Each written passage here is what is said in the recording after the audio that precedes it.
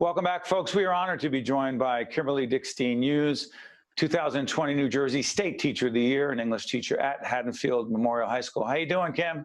I'm doing well, Steve, after a full day of in-person and virtual teaching. Describe it for us. What's it like? Okay, so my school is on a hybrid schedule. We're split into two cohorts. I see half of my students in person, the other half are live streaming. In the afternoon, I have virtual office hours where I conference, usually one-on-one or small group with the students who were live streaming in. Wednesday is full synchronous, full schedule, and then Thursday, Friday, rinse and repeat. They swap the cohorts and I do it all again the next week. You love teaching. I do. It brings me a lot of joy. Hold on, even though this isn't what you signed up for, you didn't know that you would be one of the great teachers who are part of NJTV Live. You didn't know when you signed up for this that you would be doing this remote teaching and trying to engage your students. Is that partly what teachers do? They just play with the hand they've been dealt?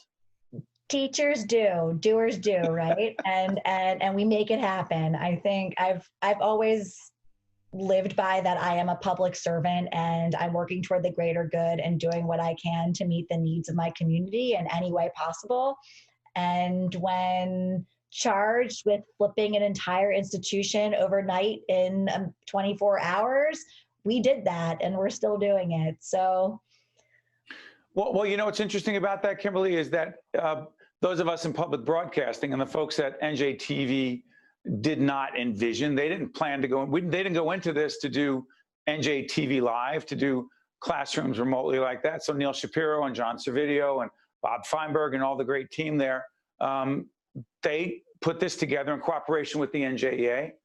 Why did you sign up for that? To be one of those teachers? So I was appointed the lead of the entire program from the Department of Ed. So I suppose I earned the title, just like State Teacher of the Year.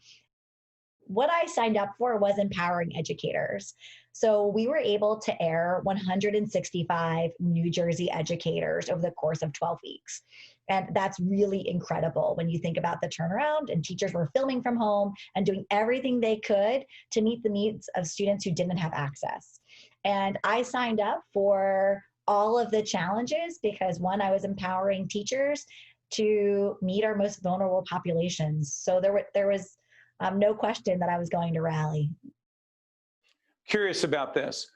Recent article I read about on the college level, too many professors are lecturing to their students in this remote situation. So it's a one-way. I'm obsessed about communication. I'm a student of it, teach it, try to learn about the need to engage. How do you, again, we all have to look into the camera. By the way, you're here on my screen, but the reality is there's my camera. How important is it that you learn how to connect with the camera, but more importantly, connecting and engaging your students through that camera in a conversation versus a lecture? Sorry for being on my soapbox. Go ahead. No, it's really challenging. One, you've got to link eyes with a little green light and know that's your best friend. But I really I originally was really struggling, but now I think I've actually gotten my groove of how to engage my students who are live streaming in through the chat. So my questions that I answer to the class, I have prepared to post in the chat so students can reply right away. I use very small tricks, but like put a 1 in the chat if. So those students can also be present with my students in class. I know that sounds really simple, but I actually think we need to lean into simplicity, because as we complicate all of the tech in order to connect, I think we're actually creating these divides. And so for me, it's having simple tricks to connect my students who are live streaming in with my students in class. So for instance, group work, my students are in groups and they bring their headphones in, 2 kids in class, 2 kids at home, and they're in small groups connecting live. And that means I'm a little isolated, so my room's really quiet while my students are doing this, but they're connecting with each other, and that's what's supposed to happen. I am not a lecturer, I am an engager. So you're a facilitator. I'm a facilitator, and for me to lecture is really foreign. So I've been trying to find ways to authentically connect. So those one-on-one meetings that I schedule with my students, small groups that when I can during virtual hours, I think leaning into that is probably the best bet. But I can imagine at the collegiate level, that's really challenging because those instructors don't necessarily have an education background. Yeah, by the way, no matter if someone's 10 years old or 20 years old, they need to be engaged. Got about a minute left. I'm going to clarify something. You, I know, believe that teaching in a classroom is more effective on many levels. But these, again, this is the hand that we've been dealt. How confident are you that your students are learning and engaged and making the most of this? I am confident that my students are doing their best. I am confident that teachers are doing their best. I think that we have to rely on data to really know how effective these strategies are. But I know that we're all working toward the same goal, and that's advancing our students' learning.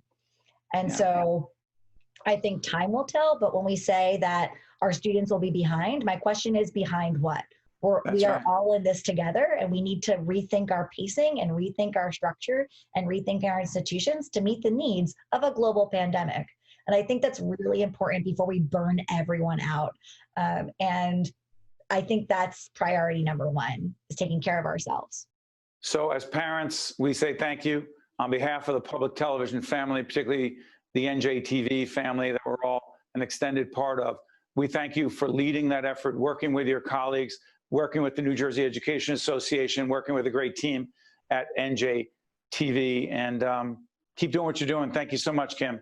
Thank you, Steve. I'm Steve Adubato. Thank you so much for watching. We'll see you next time. One-on-One with Steve Adubato has been a production of the Caucus Educational Corporation. Funding has been provided by the New Jersey Education Association, the Russell Berry Foundation, MD Advantage Insurance Company, the Northward Center, Horizon Blue Cross Blue Shield of New Jersey, Johnson & Johnson, Valley Bank, Berkeley College, and by promotional support provided by NJ.com and by Jaffe Communications. The essence of the Northward Center is ingrained in our values, thoughts, and actions. What began as a storefront on Bloomfield Avenue has evolved into a life-changing community nonprofit. The mansion is steeped in tradition, but with all of its grandeur, the true essence of the Northward Center is in the people we serve. So as the Northward Center commemorates 50 years of service, let's also celebrate the many opportunities yet to come.